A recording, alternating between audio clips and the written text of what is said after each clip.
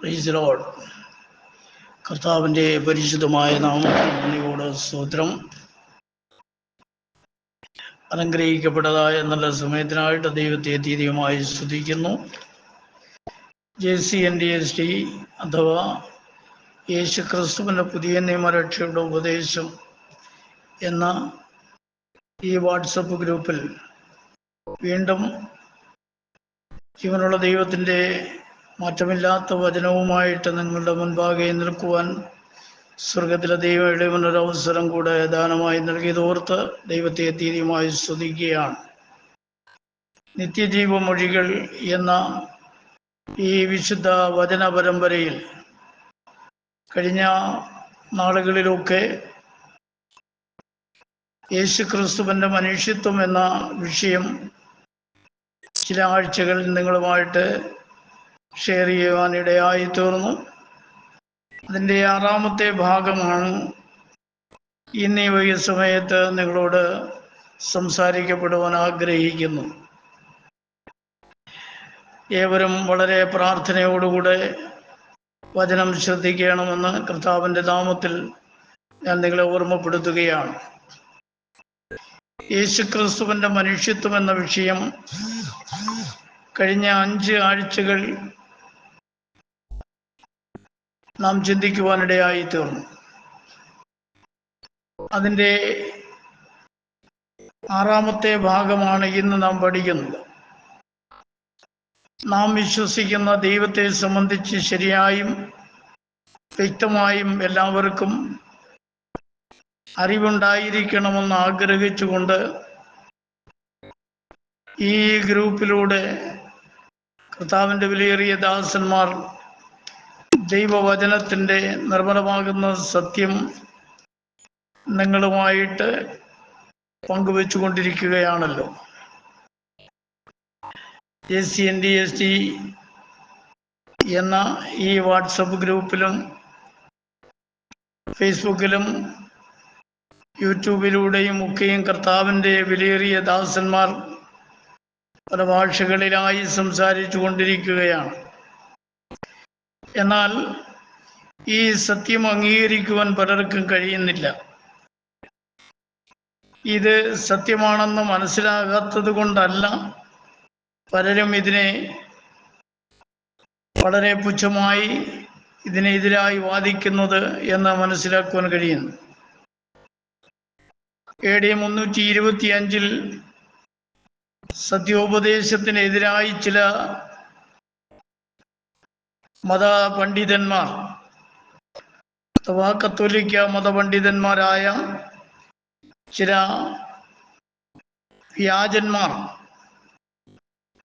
ഈ വ്യാജ ഉപദേശം നിക്യ കൗൺസിലിൽ പ്രത്യക്ഷപ്പെടുകയും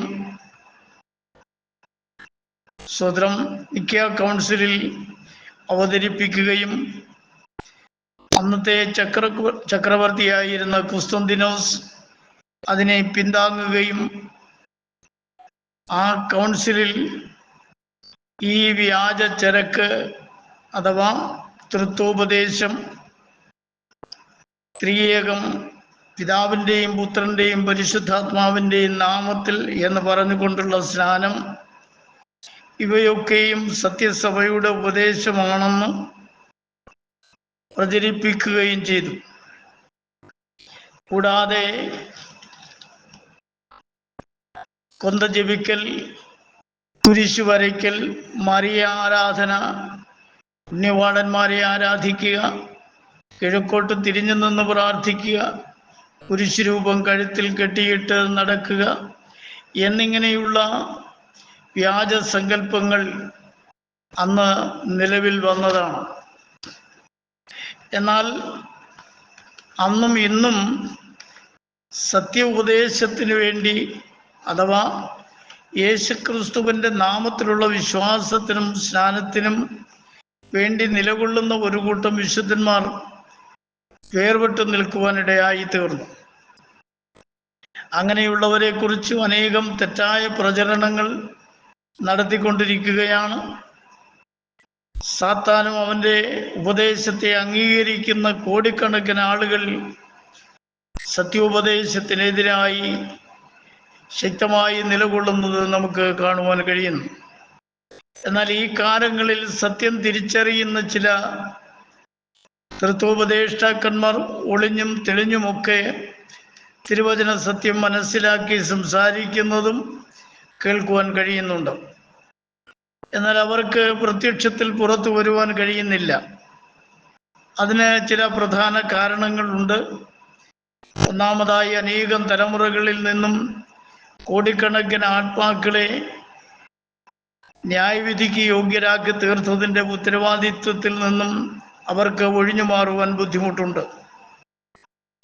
കൂടാതെ അവരുടെ സ്ഥാനങ്ങൾ, മാനങ്ങൾ, അധികാരങ്ങൾ, അവരുടെ സാമ്പത്തിക വരുമാനങ്ങൾ, ഇതൊക്കെ ഓർക്കുമ്പോൾ സത്യത്തിലേക്ക് വരുവാൻ അവർക്ക് കഴിയുന്നില്ല. പ്രിയ ശ്രോതാക്കളെ, നമ്മുടെ കർത്താവ് ഭൂമിയിലായിരിക്കുമ്പോൾ അവൻ തൻ്റെ ശിഷ്യന്മാരോട് പറഞ്ഞ ഒരു കാര്യം എല്ലാവരും ഓർത്തിരിക്കേണ്ടത് ആവശ്യമാണ്.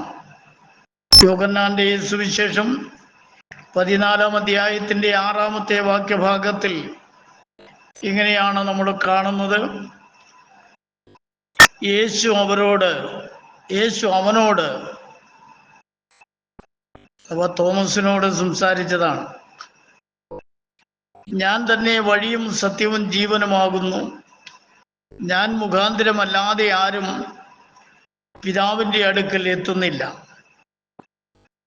കർത്താവായ യേശു ക്രിസ്തുവിൻ്റെ നാമത്തിലുള്ള സത്യോപദേശം അംഗീകരിക്കാത്ത ആർക്കും പിതാവിൻ്റെ അടുക്കൽ എത്തുവാൻ സാധ്യമല്ല എന്ന് ഈ വചനം നമ്മെ ഓർമ്മപ്പെടുത്തുകയാണ്. കർത്താവ് തന്നെ പറഞ്ഞതാണ്, ഞാൻ തന്നെയാണ് വഴിയും സത്യവും ജീവനും. ഞാൻ മുഖാന്തരമല്ലാതെ ആരും പിതാവിൻ്റെ അടുക്കൽ എത്തുന്നില്ല എന്ന് കർത്താവ് പറയുവാനിടയായിത്തീർന്നു. എന്നാൽ കർത്താവിനെ കൂടാതെ പിതാവിൻ്റെ അടുക്കൽ എത്തിച്ചേരുവാൻ കഴിയുമെന്നുള്ളതായ വ്യാജേന സ്തോത്രം ഇന്ന് അനേകായിരങ്ങൾ ലോകത്തിൻ്റെ വിവിധ ഭാഗങ്ങളിൽ സത്യോപദേശത്തിന് എതിരായി പ്രവർത്തിച്ചു കൊണ്ടിരിക്കുന്നത് നമുക്ക് കാണുവാൻ കഴിയുന്നുണ്ട്. സ്തോത്രം, സത്യം യഥാർത്ഥമായി മനസ്സിലാക്കുകയും സത്യത്തിനു വേണ്ടി നിലകൊള്ളുകയും ചെയ്യുന്നു എങ്കിൽ തീർച്ചയായിട്ടും നിത്യത നമുക്ക് അവകാശമാക്കുവാൻ കഴിയും എന്നാണ് ദൈവവചനത്തിലൂടെ പഠിക്കുവാനായിട്ട് കഴിയുന്നത്. റോമാലേഖനം 5-ാം അധ്യായത്തിൻ്റെ 12-ാമത്തെ വാക്യഭാഗത്തിൽ നാം ഇങ്ങനെ വായിക്കുന്നു: അതുകൊണ്ട് ഏക മനുഷ്യനാൽ പാപവും പാപത്താൽ മരണവും ലോകത്തിൽ കടന്നു. ഇങ്ങനെ എല്ലാവരും പാപം ചെയ്യുകയാൽ മരണം സകല മനുഷ്യരിലും പരന്നിരിക്കുന്നു എന്ന് നമുക്കിവിടെ കാണുവാൻ കഴിയുകയാണ്. ഏക മനുഷ്യനാൽ പാപം, ആദം മുഖാന്തിരമായിട്ടാണ് പാപം ഭൂമിയിൽ പ്രവേശിച്ചത്. പാപത്താൽ മരണവും അതോടുകൂടെ ലോകത്തിൽ കടന്നു വരുവാനിടയായി തീർന്നു. പാപം ചെയ്യുന്നതിന് മുമ്പ് തന്നെ കർത്താവ് ആദത്തോട് പറഞ്ഞത്, തോട്ടത്തിൻ്റെ നടുവിലുള്ളതായ വൃക്ഷത്തിൻ്റെ ഫലം നീ തിന്നരുത്, തിന്നുന്ന നാളിൽ നീ മരിക്കും എന്ന് കർത്താവ് പറഞ്ഞു. എങ്കിലും കർത്താവിൻ്റെ കൽപ്പന താനും തൻ്റെ പ്രിയപ്പെട്ടവളും നിരസിക്കുവാനിടയായി തീർന്നു. പിശാചിൻ്റെ വാക്കുകൾക്ക് അവർ കീഴ്പ്പെട്ടു പോയതിൻ്റെ ഫലമായിട്ടാണ് മരണമെന്ന ഈ മാരകമാകുന്ന അവസ്ഥ ലോകത്തിലേക്ക് കടന്നു വരുവാനിടയായി തീർന്നത് എന്ന് വളരെ വ്യക്തമായിട്ട് തിരുവചനം പഠിപ്പിക്കുന്നു.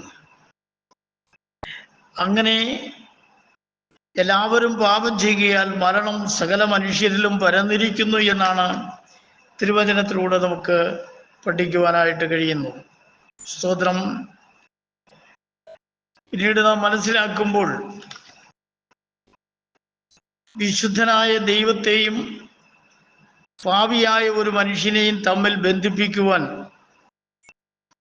വിശുദ്ധനായ ഒരു മധ്യസ്ഥൻ ആവശ്യമായിരുന്നു എന്ന് പഠിക്കുവാൻ കഴിയുന്നു.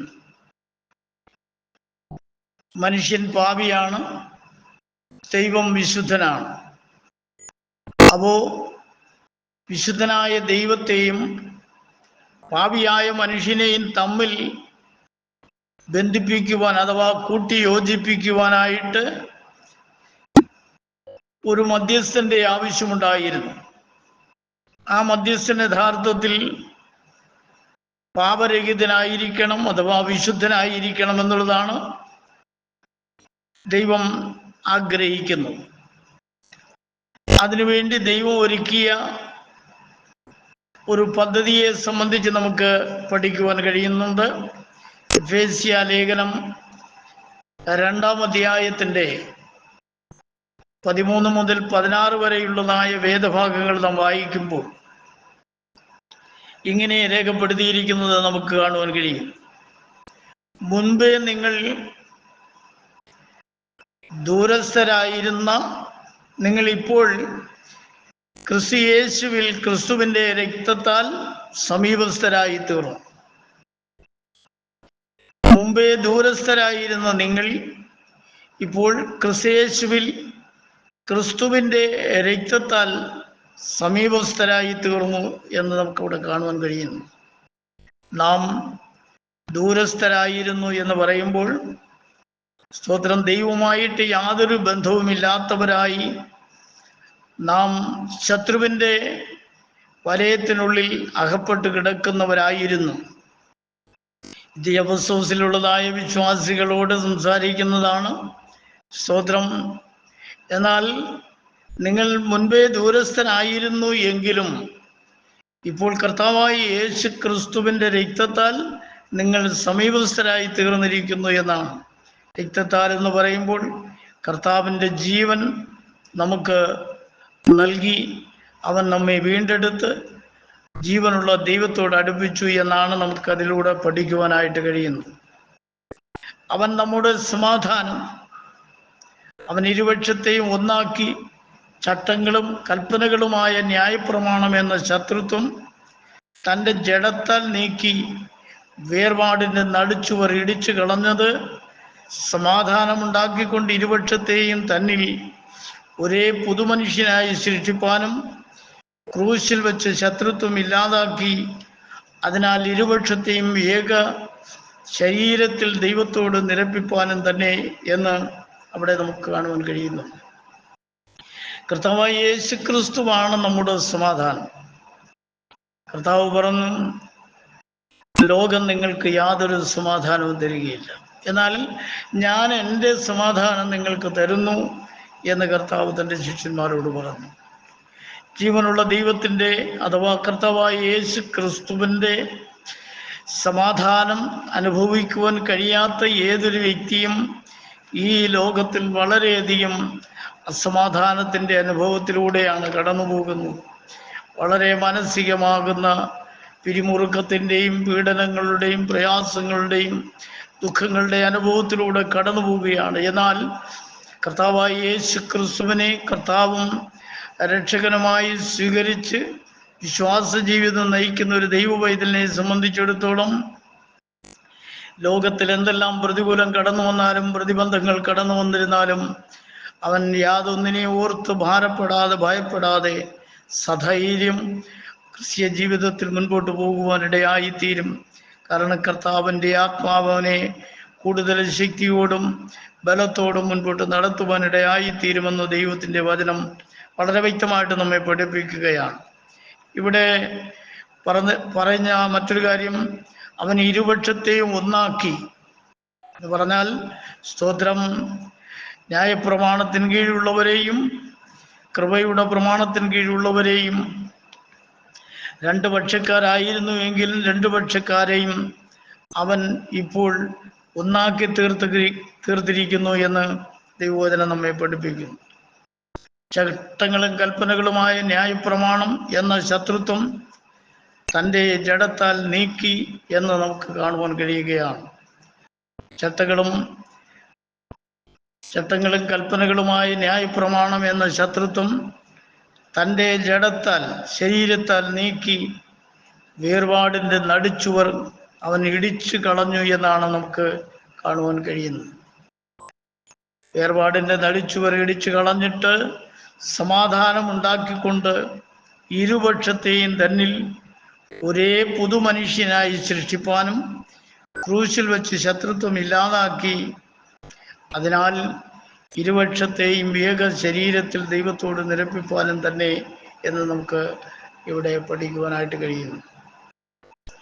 കർത്താവായ യേശു ക്രിസ്തു കാൽവരിയിൽ നമുക്ക് വേണ്ടി ചൊരിയപ്പെട്ടതായ രക്തം നിമിത്തമായിട്ട് സ്തോത്രം ഇരുപക്ഷക്കാർക്ക് എന്ന് പറഞ്ഞാൽ ന്യായപ്രമാണത്തിന് കീഴിലുള്ളവർക്കും കൃപായുഗത്തിൽ ഉള്ളതുമായ വിശുദ്ധന്മാർക്ക് സ്തോത്രം ഈ ഇരുപക്ഷക്കാരായിരിക്കുന്നവർക്കും കർത്താവിൻ്റെ ഏക ശരീരത്തിൽ ദൈവത്തോട് ആ സ്തോത്രം ഒന്നായി തീരുവാനുള്ളതായ ഭാഗ്യം ലഭിച്ചു എന്നാണ് ദൈവവചനത്തിലൂടെ നമുക്ക് പഠിക്കുവാനായിട്ട് കഴിയുന്നത്. സ്തോത്രം. എബ്രായ ലേഖനം 9-ാം അധ്യായത്തിൻ്റെ 15-ാമത്തെ വാക്യഭാഗം നാം വായിക്കുമ്പോൾ നമുക്ക് അവിടെ കാണുവാൻ കഴിയുന്നത്, അതുനിമിത്തം ആദ്യ നിയമത്തിലെ ലംഘനങ്ങളിൽ നിന്നുള്ള വീണ്ടെടുപ്പിനായി ഒരു മരണമുണ്ടായിട്ട് നിത്യാവകാശത്തിൻ്റെ വാഗ്ദത്തം വിളിക്കപ്പെട്ടവർക്ക് ലഭിക്കേണ്ടതിന് അവൻ പുതിയ നിയമത്തിൻ്റെ മധ്യസ്ഥനാകുന്നു എന്നാണ്. അപ്പോൾ പാപിയായ മനുഷ്യനെയും നീതിമാനായ കർത്താവിനെയും തമ്മിൽ ബന്ധിപ്പിക്കുവാൻ യോജിപ്പിക്കുവാനായിട്ട് സ്തോത്രം അരുമനാഥനായ കർത്താവ് ആദ്യ നിയമത്തിലെ ലംഘനങ്ങളിൽ നിന്നുള്ള വീണ്ടെടുപ്പിനായി ഒരു മരണം ഉണ്ടാകേണ്ടത് ആവശ്യമായിരുന്നു. എന്തിനു വേണ്ടിയാണെന്ന് ചോദിച്ചാൽ നിത്യാവകാശത്തിൻ്റെ വാഗ്ദത്തം വിളിക്കപ്പെട്ടവർക്ക് ലഭിക്കേണ്ടത്. വിളിക്കപ്പെട്ടവർ എന്ന് പറഞ്ഞാൽ സ്തോത്രം എല്ലാവരെയും കർത്താവ് വിളിച്ചിട്ടില്ല, എല്ലാവരെയും കർത്താവ് വിളിക്കുകയുമില്ല. കർത്താവിൻ്റെ വിളിയും തെരഞ്ഞെടുപ്പും സ്തോത്രം അതൊരു പ്രത്യേക അനുഗ്രഹമാണ്, അനുഭവമാണ്. കർത്താവിനാൽ വിളിക്കപ്പെട്ട വേർതിരിക്കപ്പെട്ടതായ ദൈവജനത്തിന് നിത്യാവകാശത്തിൻ്റെ വാഗ്ദത്തം ലഭിക്കും എന്ന് ദൈവവചനത്തിലൂടെ കാണുവാൻ കഴിയുന്നു. അത് ലഭിക്കേണ്ടതിന് അവൻ പുതിയ നിയമത്തിൻ്റെ മധ്യസ്ഥനാകുന്നു. കർത്താവായ യേശു ക്രിസ്തു പുതിയ നിയമത്തിൻ്റെ മധ്യസ്ഥനാകുന്നു എന്നാണ് തിരുവചനത്തിലൂടെ നമുക്ക് പഠിക്കുവാനായിട്ട് കഴിയുന്നത്. സ്തോത്രം.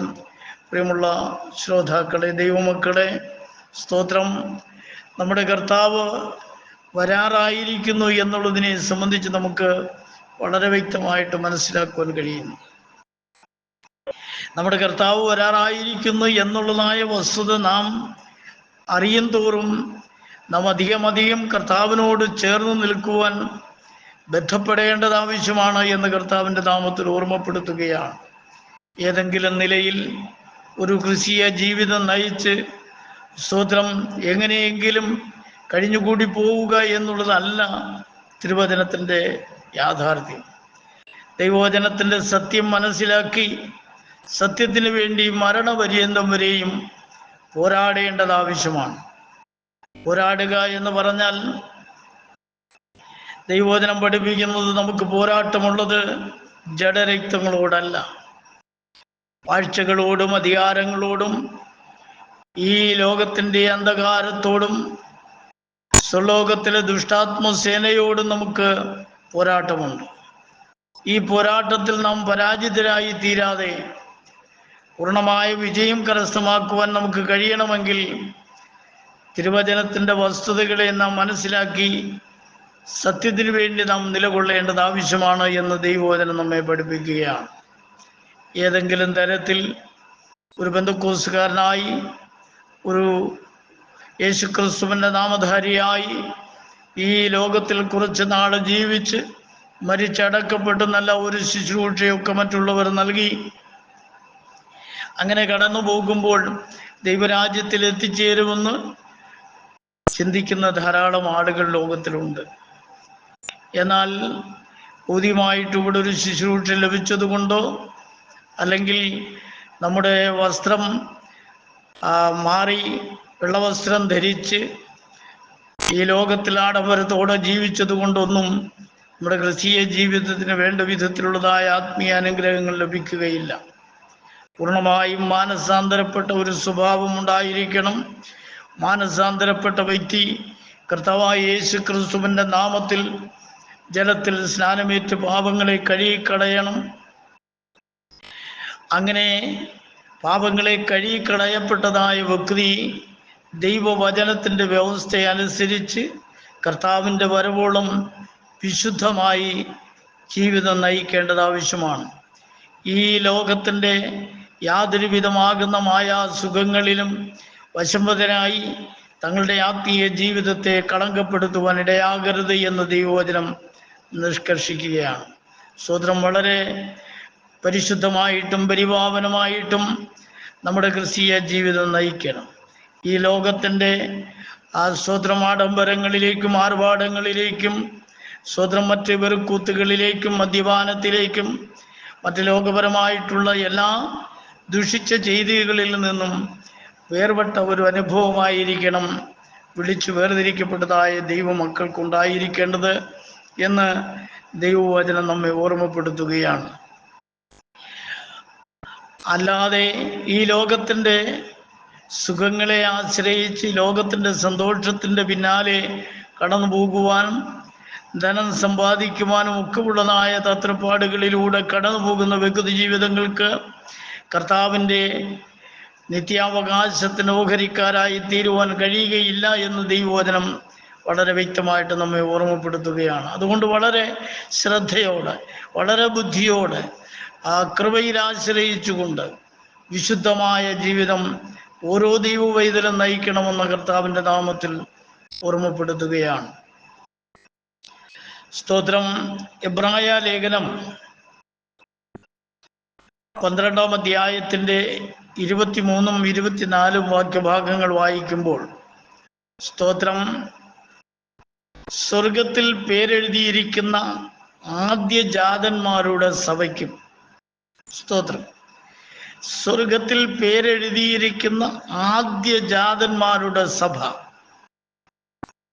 സ്തോത്രം, കർത്താവായ യേശു ക്രിസ്തുവിനാൽ വിളിച്ചു വേർതിരിക്കപ്പെട്ട, സ്തോത്രം, അവൻ വീണ്ടെടുത്തതായ ദൈവമക്കളുടെ പേര് സ്വർഗത്തിൽ എഴുതപ്പെട്ടിരിക്കുന്നു എന്നും സ്വർഗത്തിൽ പേരെഴുതപ്പെട്ടവരെയാണ് കർത്താവ് വിളിച്ചു വേർതിരിക്കുന്നതെന്നും നമുക്ക് മനസ്സിലാക്കുവാൻ കഴിയുന്നു. അവരെ ആദ്യജാതന്മാർ എന്നാണ് വിളിക്കപ്പെട്ടിരിക്കുന്നത്. അങ്ങനെയുള്ളവരുടെ സഭയ്ക്കും എല്ലാവരുടെയും ദൈവമായ ന്യായാധിപതിക്കും, എല്ലാവരുടെയും ദൈവമാണ് ന്യായാധിപതി. ലോകത്തിൽ ഒരേ ഒരു ന്യായാധിപതി മാത്രമാണുള്ളത് എന്ന് തിരുവചനം നമ്മെ പഠിപ്പിക്കുന്നു. തിരുവചന പ്രകാരമുള്ളതായ ന്യായാധിപതി കർത്താവായ യേശു ക്രിസ്തുവാണ്. യേശു ക്രിസ്തുവാണ് ലോകത്തെയും ജാതികളെയും ന്യായം വിധിക്കുവാൻ പോകുന്നത് എന്ന് ദൈവവചനം വളരെ വ്യക്തമായി നമ്മെ പഠിപ്പിക്കുന്നുണ്ട്. ആ ന്യായാധിപതി എല്ലാവരുടെയും ദൈവമാണ് എന്ന് ദൈവവചനത്തിൽ കാണുവാൻ കഴിയുന്നു. അവനല്ലാതെ മറ്റൊരു ദൈവമില്ല എന്ന് ദൈവവചനം വളരെ വ്യക്തമായി നമ്മെ ഓർമ്മപ്പെടുത്തുകയാണ്. സ്തോത്രം. മറ്റ് പല നിലകളിലുള്ളതായ ഉപദേശങ്ങളും പഠിപ്പിക്കലുകളൊക്കെ ലോകത്തിൽ ഉണ്ട് എങ്കിലും തിരുവചനത്തിൻ്റെ വസ്തുത നാം മനസ്സിലാക്കിയിരിക്കണം. കർത്താവായ യേശു ക്രിസ്തുവാണ് ഏക ന്യായാധിപതി. ആ ന്യായാധിപതി എല്ലാവരുടെയും ദൈവമാണ് എന്ന് വേദപുസ്തകം നമ്മെ പഠിപ്പിക്കുകയാണ്. പിന്നീട് നമ്മൾ വായിക്കുന്നത് സിദ്ധന്മാരായ നീതിമാന്മാരുടെ ആത്മാക്കൾക്കും പുതിയ നിയമത്തിൻ്റെ മധ്യസ്ഥനായി യേശുവിനും ഹാബേലിൻ്റെ രക്തത്തെക്കാൾ ഗുണകരമായി സംസാരിക്കുന്ന പുണ്യാഹ രക്തത്തിനും അടുക്കലേക്ക് അത്രേ നിങ്ങൾ വന്നിരിക്കുന്നത് എന്ന് വിശുദ്ധ പൗലോസ് അപ്പോസ്തലൻ പറയുകയാണ്. സിദ്ധന്മാരായ നീതിമാന്മാർ, ദൈവവചനത്തിൻ്റെ വസ്തുതകൾക്ക് അനുസരണമായിട്ടുള്ള ആത്മസിദ്ധി പ്രാപിച്ചിട്ടുള്ള ദൈവമക്കൾ, പുതിയ നിയമത്തിന്റെ മധ്യസ്ഥനായ യേശുവിനും ഹാബേലിന്റെ രക്തത്തെക്കാൾ ഗുണകരമായി സംസാരിക്കുന്ന പുണ്യാക രക്തത്തിനും അടുക്കലേക്ക് അത്രേ വന്നിരിക്കുന്നത് എന്ന് തിരുവചനം നമ്മെ ഓർമ്മപ്പെടുത്തുകയാണ്. അപ്പോൾ നമ്മുടെ വിളിയും തിരഞ്ഞെടുപ്പും, നാം എവിടെ നിൽക്കുന്നു, എവിടേക്ക് വന്നിരിക്കുന്നു, എവിടേക്ക് പോകുന്നു എന്ന വസ്തുത നാം വ്യക്തമായി തിരിച്ചറിഞ്ഞുകൊണ്ട് സ്തോത്രം ദൈവവചനത്തിൻ്റെ യാഥാർത്ഥ്യങ്ങൾക്കൊത്തവണ്ണം അതിനനുസരണമായിട്ടുള്ള ഒരു ക്രിസ്തീയ ജീവിതമാണ് ദൈവം നമ്മിൽ ഓരോരുത്തരിൽ നിന്നും പ്രതീക്ഷിക്കുന്നത് എന്ന കാര്യം നാം ഓർത്തിരിക്കേണ്ടത് ആവശ്യമാണ്. സ്തോത്രം നമ്മുടെ സ്വന്തം ഹിതത്തിനൊത്തവണ്ണമുള്ളതായ ഒരു ജീവിതം ഒരിക്കലും കർത്താവ് ആഗ്രഹിക്കുന്നില്ല, ഇഷ്ടപ്പെടുന്നില്ല. ദൈവം ആഗ്രഹിക്കുന്ന പ്രകാരമുള്ളതായ ഒരു ക്രിസ്തീയ ജീവിതമാണ് നമുക്ക് ഓരോരുത്തർക്കും ഉണ്ടായിരിക്കേണ്ടത്. അതിനുവേണ്ടി നാം നമ്മെ തന്നെ സമർപ്പിക്കപ്പെടേണ്ടതും ആവശ്യമാണ് എന്ന് ഇന്ന് ഈ പകൽക്കാലം നിങ്ങളെ ഓർമ്മപ്പെടുത്തുവാൻ താല്പര്യപ്പെടുകയാണ്. സ്തോത്രം തിമോഥെയോസിന്റെ 1-ാമത്തെ ലേഖനം 2-ാം അധ്യായത്തിന്റെ 5-ാമത്തെ വാക്യഭാഗം നാം വായിക്കുമ്പോൾ സ്തോത്രം അവിടെ നാം കാണുന്നത്, ദൈവം ഒരുവനല്ലോ, ദൈവത്തിനും മനുഷ്യർക്കും മധ്യസ്ഥനും ഒരുവൻ, എല്ലാവർക്കും വേണ്ടി മറുവിലയായി തന്നെത്താൻ കൊടുത്ത മനുഷ്യനായ ക്രിസ്തു യേശു തന്നെ എന്നവിടെ നമുക്ക് കാണുവാൻ കഴിയും. ദൈവം ഒരുവനല്ലോ എന്ന് പറഞ്ഞാൽ ഏക സത്യ ദൈവമാണ് നമുക്കുള്ളത്. ഒരു ദൈവമല്ലാതെ ഒന്നിലധികം ദൈവങ്ങളില്ല എന്ന് വേദപുസ്തകം ആദിയോടന്തം നമ്മോട് സംസാരിക്കുകയാണ്. അപ്പോൾ ഒരു ദൈവമല്ല, ഒന്നിലധികം ദൈവങ്ങൾ ഉണ്ട് എന്ന് പഠിപ്പിക്കുവാൻ വൃഥാ പരിശ്രമിക്കുന്ന ധാരാളം ആളുകളെ നമുക്ക് ലോകത്തിൽ കാണുവാൻ കഴിയും. അതവിടെ അങ്ങനെ ഉണ്ടല്ലോ, ഇവിടെ ഇങ്ങനെയുണ്ടല്ലോ, സ്തോത്രം അവിടെ ഒരു ദൈവമില്ലേ, ഇവിടെ ദൈവമില്ലേ എന്നൊക്കെ പറഞ്ഞുകൊണ്ട് വൃഥാവാദികളായി ദൈവവചനത്തിന്റെ വസ്തുതകൾക്ക് നിരക്കാത്തതായ സ്തോത്രം മാനുഷിക പൈശാചിക ഉപദേശങ്ങൾ പ്രചരിപ്പിക്കുന്ന ധാരാളം ആളുകൾ ഈ അന്ത്യനാളുകളിൽ ലോകത്തിൽ പുറപ്പെട്ടു വന്നിട്ടുണ്ട്. എന്നാൽ സ്തോത്രം അത്തരക്കാരുടെ വ്യാജ ഉപദേശങ്ങളിൽ വീണുപോകുവാൻ ഇടവരാതെ വണ്ണം ദൈവവചനത്തിൻ്റെ യാഥാർത്ഥ്യങ്ങളെ തിരിച്ചറിയുവാൻ ഇടയായി തീരേണ്ടതിന് വേണ്ടിയാണ് ഈ JCNDST എന്ന ഗ്രൂപ്പിലൂടെ ദൈവവചനത്തിന് നിർമ്മലമാകുന്ന സത്യം കർത്താവിൻ്റെ വിലയേറിയ ദാസന്മാർ നിങ്ങളോട് സംസാരിക്കപ്പെടുന്നു. ദൈവം ഒരുവനല്ലോ എന്ന് പറയുമ്പോൾ ദൈവം ഒരുവനല്ലാതെ മറ്റൊരുവനില്ല. സ്തോത്രം ദൈവത്തെ ഒരിക്കലും ഒന്നിലധികമുള്ളതായി വേദപുസ്തകം പഠിപ്പിക്കുന്നില്ല. ദൈവം ഏകനാണ് എന്ന് മാത്രമാണ് ദൈവവചനം പഠിപ്പിക്കുന്നത്. അതുപോലെ തന്നെ ദൈവത്തിനും മനുഷ്യർക്കും മധ്യസ്ഥനും ഒരുവൻ, നീതിമാനായ ദൈവത്തിനും പാപിയായ മനുഷ്യർക്കും മധ്യസ്ഥനായി ഒരുവൻ നിലകൊള്ളുവാനിടയായി തീർന്നു എന്ന് ഇവിടെ നമുക്ക് കാണുവാൻ കഴിയും. അതാരാണ് എന്നുള്ളതിനെ സംബന്ധിച്ചും അവിടെ വ്യക്തമാക്കിയിട്ടുണ്ട്. എല്ലാവർക്കും വേണ്ടി, പാപികളായ സകല മനുഷ്യർക്കും വേണ്ടി, ലോകത്തിലുള്ളതായ മുഴുവൻ മനുഷ്യർക്കും വേണ്ടി സ്തോത്രം അവരെ ദൈവത്തോട് അടുപ്പിക്കുവാൻ, നീതിമാനായ ദൈവത്തിൻ്റെ സന്നിധിയിൽ അവരെയും നിർത്തേണ്ടതിന് വേണ്ടി സകലർക്കും വേണ്ടി മറുവില കൊടുത്ത് സ്തോത്രം പാപത്തിൻ്റെ ശമ്പളമായ മരണം എന്ന ആ മറുവില കൊടുത്ത് തന്നെത്താൻ ഏൽപ്പിച്ചു കൊടുത്തവനായ മനുഷ്യനായ ക്രിസ്തു യേശു തന്നെയാണ് ദൈവത്തിനും മനുഷ്യർക്കും മധ്യസ്ഥനായി കടന്നു വന്നത് എന്ന് ദൈവവചനത്തിലൂടെ കാണുവാൻ കഴിയുന്നു. എല്ലാവർക്കും വേണ്ടി മറുവിലയായി തന്നെത്താൻ കൊടുത്ത മനുഷ്യനായ ക്രിസ്തുയേശു തന്നെ എന്ന് നമുക്ക് കാണുവാൻ കഴിയും. അപ്പോൾ ദൈവം തന്നെയാണ് ദൈവത്തിനും മനുഷ്യർക്കും മധ്യസ്ഥനായി തീർന്നവൻ. ആ ദൈവം ജഡത്തിൽ വെളിപ്പെട്ടു വന്നതിനാൽ അവനെ സ്തോത്രം മനുഷ്യനായി കാണുവാൻ കഴിയുന്നു. മനുഷ്യനായി തീർന്ന ക്രിസ്തുയേശുവാണ് മനുഷ്യർക്കും ദൈവത്തിനും മനുഷ്യർക്കും മധ്യസ്ഥനായി നിന്നവൻ. അവൻ ഏക സത്യ ദൈവമാണ് എന്ന് ആ ഒരൊറ്റ വാക്യത്തിൽ തന്നെ നമുക്ക് പഠിക്കുവാൻ കഴിയും. സ്തോത്രം. പ്രിയമുള്ള ശ്രോതാക്കളെ, ദൈവമക്കളെ, നമുക്കൊരേ ഒരു ദൈവം മാത്രമേ ഉള്ളൂ. ആ ദൈവം പാപം ചെയ്ത മനുഷ്യനെ പാപത്തിൽ നിന്നും വീണ്ടെടുത്ത് ജീവനുള്ള ദൈവവുമായിട്ട് അടുപ്പിക്കേണ്ടതിനും സ്തോത്രം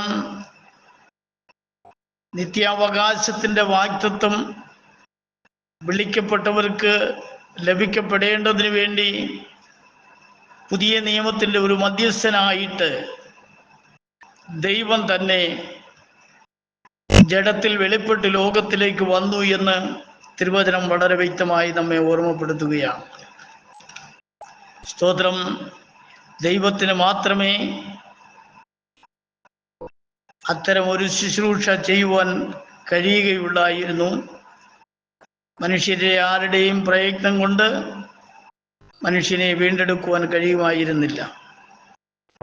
അതുകൊണ്ടാണ് കർത്താവ് തന്നെ ആ ദൗത്യം ഏറ്റെടുത്തത് എന്ന് ദൈവവചനം പഠിപ്പിച്ചു. അവനിൽ പൂർണ്ണമായി വിശ്വസിച്ച് അവൻ്റെ വരവിനായി പ്രതീക്ഷയോടെ കാത്തിരിക്കുന്ന തൻ്റെ മക്കളെ ചേർക്കുവാൻ നമ്മുടെ അരുമമണവാളൻ കടന്നു വരുവാൻ സമയമായിരിക്കുന്നു. എല്ലാവരും ഒരുങ്ങുക. മറ്റൊരുത്തനിലും രക്ഷയില്ല. നാം രക്ഷിക്കപ്പെടുവാൻ ആകാശത്തിൻ്റെ കീഴിൽ മനുഷ്യരുടെ ഇടയിൽ നൽകപ്പെട്ട വേറെ ഒരു നാമവുമില്ല.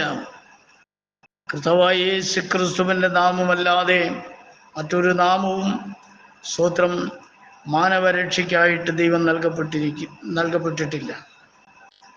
അതുകൊണ്ട് സത്യത്തെ മനസ്സിലാക്കി സത്യത്തിന് വേണ്ടി നിലകൊള്ളുവാൻ കർത്താവ് ഏവരെയും അനുഗ്രഹിക്കുമാറാകട്ടെ, സഹായിക്കുമാറാകട്ടെ എന്ന ആത്മാർത്ഥതയോടെ പ്രാർത്ഥിച്ചുകൊണ്ട് ഞാൻ എൻ്റെ ഈ വാക്കുകളെ ഇവിടെ നിർത്തുന്നു. ദൈവം എവരെയും ധാരാളമായി അനുഗ്രഹിക്കുമാറാകട്ടെ. നമുക്ക് നമ്മുടെ കണ്ണുകളെ അടയ്ക്കാൻ ഒരു വാക്ക് പ്രാർത്ഥിക്കാം. ഇടയവന് വേണ്ടി ഈ സമയം അനുവദിച്ചു തന്ന ഗ്രൂപ്പിൻ്റെ അഡ്മിന്മാരായിരിക്കുന്ന ബഹുമാന്യ കർത്താവിൻ്റെ ദാസന്മാർക്ക് എൻ്റെ നന്ദിയും സ്നേഹവും അറിയിക്കുന്നു. സ്തോത്രം. കേൾവിക്കാരായിരിക്കുന്ന മറ്റെല്ലാവർക്കും കർത്താവിൻ്റെ നാമത്തിൽ നന്ദി അറിയിക്കുന്നു. ഇടയവനെ ബലപ്പെടുത്തിയ സർവ്വബലനായിരിക്കുന്ന കർത്താവിന് സകലമാനവും മഹത്വവും കരയേറ്റിക്കൊണ്ട് വാക്കുകൾ നിർത്തുന്നു. ദൈവം എവരെയും ധാരാളമായി അനുഗ്രഹിക്കുമാറാകട്ടെ. ആമേൻ. പരിശുദ്ധനായ ഞങ്ങളുടെ ദൈവമേ, സ്വർഗീയ കർത്താവേ, അനുഗ്രഹിക്കപ്പെട്ടതായ നല്ല പകൽ സമയത്തിനായിട്ട് നിന്നെ സ്തുതിക്കുന്നു. കർത്താവേ, ഈ സമയത്ത് അല്പസമയം തിരുവചനവുമായിട്ട് തിരുമുമ്പിൽ നിൽക്കുവാൻ സ്വർഗത്തിലെ ദൈവം സഹായിച്ച കൃപകളെ ഓർത്ത് സ്തുതിക്കുന്നു. നീ അല്ലാതെ മറ്റൊരു ദൈവമില്ല എന്നും പാപികളായ മനുഷ്യനെ വിശുദ്ധനായ ദൈവത്തോട് അടുപ്പിക്കുവാൻ പരിശുദ്ധനായ കർത്താവെ, നീ തന്നെ ജഡത്തിൽ വെളിപ്പെട്ട് ലോകത്തിലേക്ക് ഒരു മധ്യസ്ഥനായി ഇറങ്ങി വന്ന് സ്തോത്രം വിളിക്കപ്പെട്ട തൻ്റെ ജനത്തെ തന്നോട് നിരപ്പിക്കുവാൻ ഇടയായി തീർന്നു എന്ന് ദൈവവചനത്തിലൂടെ കാണുവാൻ കഴിയുന്നു. സ്തോത്രം. ഇന്ന് പകൽക്കാലം നീ അടിയനെ ബലപ്പെടുത്തിനായി സ്തുതിക്കുന്നു. തുടർന്ന് കരങ്ങളിൽ വഹിച്ചുകൊള്ളണമേ, അനുഗ്രഹിക്കണമേ. വചനം ഏവർക്കും അനുഗ്രഹമായി തിരുവൻ സഹായിച്ചാട്ട് പ്രാർത്ഥന കേട്ടിരിക്കാൻ സ്തുതിക്കുന്നു. യേശു ക്രിസ്തുവിൻ്റെ നാമത്തിൽ തന്നെ. ആമേൻ.